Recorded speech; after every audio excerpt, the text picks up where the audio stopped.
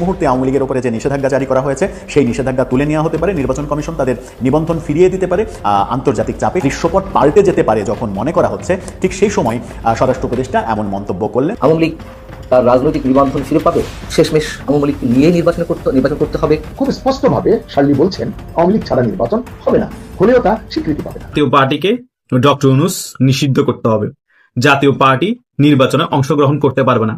এই নিয়ে কত আন্দোলন, এনসিপির, জামাতের কত বক্তব্য, কিন্তু জাতীয় পার্টি তারা নিজেরাই ক্লিয়ার করে দিয়েছে কমনওয়েলথের মহাসচিবের সাথে সাক্ষাৎ করার পর যে বাংলাদেশ আওয়ামী লীগ যদি নির্বাচনে অংশগ্রহণ না করে বা না করতে পারে বা ওদেরকে অংশগ্রহণ করতে না দেয় আওয়ামী লীগকে, তাহলে আমরা নির্বাচনে অংশগ্রহণ করব না।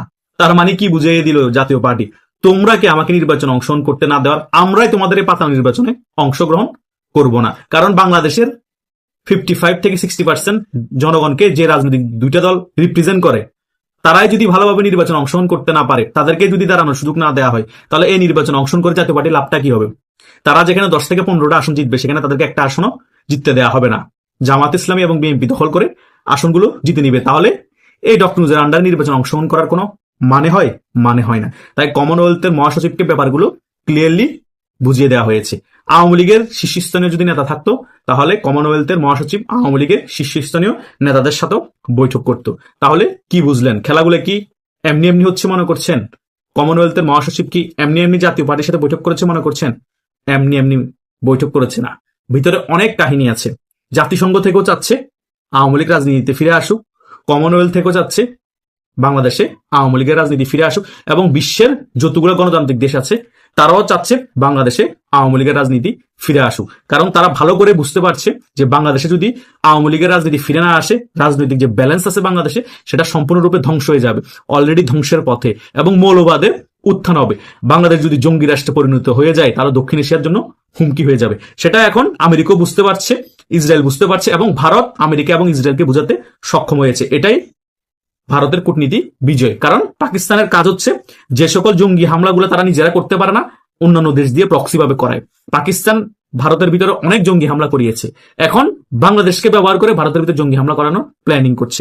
এখন যদি আওয়ামী লীগের রাজনীতি বন্ধ থাকে, আওয়ামী লীগ যদি রাজনীতি ফিরতে না পারে, এখন একটা পক্ষ শক্তিশালী থাকবে, তখন এই জঙ্গি হামলাগুলো ইজিলি পাকিস্তান ভারতের মধ্যে করতে পারবে এবং এই অঞ্চলটাকে জঙ্গি রাষ্ট্র হিসেবে গড়ে তুলতে পারবে। সে কারণে কিন্তু পাকিস্তান এখন বাংলাদেশের সাথে ধরম মহরম সম্পর্ক করে ফেলছে, এবং এইরকম সম্পর্ক আগে ছিল নাকি 71-এর পরে আমার জানা নেই। এখন যেভাবে পাকিস্তান বাংলাদেশকে ভালোবাসা দেখাচ্ছে, বাংলাদেশের এই রাজাকার নাতিপুতিরা ভালোবাসা দেখাচ্ছে, এটা আমাদের বাংলাদেশের জনগণের জন্য হিত বিপরীত হয়ে যাবে। বনানীর করাইল বস্তিতে যে অগ্নিকাণ্ডের ঘটনা ঘটলো, সেখানে যে 80,000 মানুষের বাসস্থানকে জ্বালিয়ে পুড়িয়ে ভৎস করে দেওয়া হলো, এর পেছনে সরাসরি সরকারের একটা পৃষ্ঠপোষকতা ছিল, এবং এটা সরকার নিয়ন্ত্রিত অগ্নিকাণ্ড। এবং এর মাধ্যমে ফারুকের স্ক্রিপ্ট লিখে শেখ হাসিনার যে 832 ভরি স্বর্ণ অগ্রণী ব্যাংকে পাওয়া গেছে, এই যে গল্প সাজানো হয়েছে, পুরোটাই এই অগ্নিকাণ্ডকে ধামাচাপা দেওয়ার জন্য। শেখ হাসিনার লকার থেকে এমন কিছু জিনিস আপনি স্ক্রিনে দেখতে পাচ্ছেন বের করা হয়েছে। স্বর্ণের কোনো জিনিসের জোড়া সেটা কি তামা দিয়ে দেয়, পিতল দিয়ে দেয়? দেখেন, এই হচ্ছে নাটক। মানে তড়ি ঘড়ি করে নাটক সাজাতে গিয়ে সবকিছু ধরা পড়ে গেছে। প্রধান উপদেষ্টা ইউনূসের বিশেষ সহকারী ফয়েজ, টাকলা ফয়েজ বলতেছে, করাইল বস্তির প্রায় 43 একর জায়গা বাংলাদেশ হাইটেক পার্ক কর্তৃপক্ষের। হাইটেক পার্ক কর্তৃপক্ষ কখনো এই জায়গা বুঝে পায়নি। কি বুঝলেন? গতকাল আগুন লাগার ঠিক 24 ঘন্টা পূর্বে সময় টিভি এটা নিয়ে একটা সংবাদ প্রকাশ করেছিল, করাইল বস্তি সরকারের জায়গা দখল করে বসে আছে সাধারণ বস্তিবাসীরা। এরপর কয়েক ঘন্টার ব্যবধানে আগুন। এরপর সেই আগুনের ঘটনাকে ধামাচাপা দেওয়ার জন্য শেখ হাসিনার লকারে 832 ভরি স্বর্ণ পাওয়া গিয়েছে।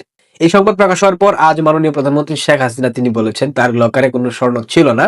যেহেতু তারা স্বর্ণ পেয়েছে, সেহেতু করাইল বস্তিতে যারা অগ্নিকাণ্ডের ফলে ক্ষতিগ্রস্ত হয়েছে তাদের মাঝে পুরো স্বর্ণটাই মিলিয়ে দিতে এই 832 ভরি স্বর্ণের বর্তমান বাজার মূল্য বাংলাদেশি টাকায় 15 কোটি প্লাস এরকম হবে। একজন প্রধানমন্ত্রী দীর্ঘ 16 বছর ক্ষমতায় ছিল, তার কাছে, তার পরিবারের কাছে 15 কোটি টাকার স্বর্ণ পাওয়াটা কি খুব বেশি অদ্ভুত? আমার মনে হয় না।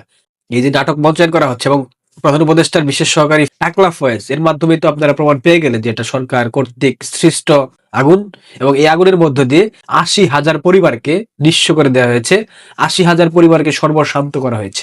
ইউনূস যা খেলা দেখাচ্ছে বাংলাদেশের মানুষকে। বাংলাদেশ আওয়ামী লীগের মধ্যে একটা নতুন লীগের উদয় হয়েছে। সেই লীগের নাম বাংলাদেশ আওয়ামী খালেদা লীগ। হাসি পাচ্ছে না? আমারও হাসি পাচ্ছে কথাগুলো বলতে। খালেদা জিয়া হসপিটালের আইসিইউতে, এই আইসিইউ কে কেন্দ্র করে বিএনপির নেতাকর্মীরা যতটা না চিন্তিত, তারা যতটা না প্রার্থনা করতেছে, এর থেকে বেশি প্রার্থনা করতেছে বাংলাদেশ আওয়ামী লীগের মধ্যে যে নতুন গজিয়ে ওঠা লীগ বাংলাদেশ আওয়ামী খালেদা লীগ, এদের এক একজনের বুক ফাটা আর্তনাদ, মনের কষ্ট, মনের ব্যথা, বুকের জ্বালা যন্ত্রণা সামাজিক যোগাযোগ মাধ্যমে দেখে মেজাজটা এমন গরম হয়েছে, নির্লজ্জ এদের কোনো লজ্জা নাই। গতকাল সামাজিক যোগাযোগ মাধ্যমে আওয়ামী লীগের বিভিন্ন অঙ্গ সংগঠনের অসংখ্য নেতাকর্মীকে দেখেছি, এরা খালেদার অসুস্থতায় একদম শোকে কাতর হয়ে গেছে এক একটা। অথচ এই খালেদা কি করেছে এইটা হয়তো বা তাদের মনে নাই। আওয়ামী লীগের বিরুদ্ধে অভিযোগ আনা হয় 2014 সালে নির্বাচনে ভোট ডাকাতি করেছে।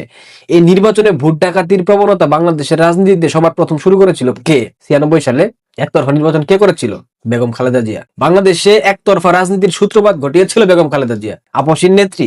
বাংলাদেশের রাজনীতিতে 2001 সালে একমাত্র শান্তিপূর্ণ উপায়ে ক্ষমতা হস্তান্তর হয়েছিল বিজয় মিছিলের মধ্য দিয়ে। 96-এ আওয়ামী লীগ ক্ষমতায় আসার পর প্রধানমন্ত্রী শেখ হাসিনা 2001 সালে তত্ত্বাবধায়ক সরকারের কাছে শান্তিপূর্ণভাবে ক্ষমতা হস্তান্তর করেছিলেন এবং বাংলাদেশের স্বাধীনতা পরবর্তী ইতিহাসে এটাই একমাত্র শান্তিপূর্ণ ক্ষমতার হস্তান্তর প্রক্রিয়া ছিল।